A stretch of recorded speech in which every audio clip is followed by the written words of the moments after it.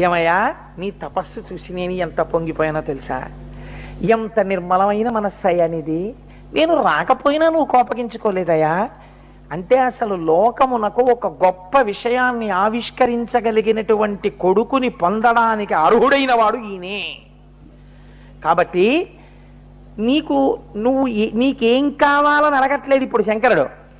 నేనే నీకు ఇద్దామనుకుంటున్నాను. అయోగ్యులు, వంశానికి చెడ్డ పేరు తెచ్చేవారు, నీకు మనశ్శాంతి లేకుండా చేసేవారు 100 కొడుకులు కావాలా? 16 సంవత్సరములకే పరాన్ని పొందేటటువంటి కొడుకు కావాలా? ఎవరు కావాలో చెప్పు అన్నాడు. ఇది చాలా కొంచెం క్లిష్టమైన సమస్య కదండి బాహ్యంలో. కాబట్టి ఆయన అని అడుగినా విని మౌనియు మనమున సంకోచమంది మరిగి తరిగి అంతనే సర్వము శివ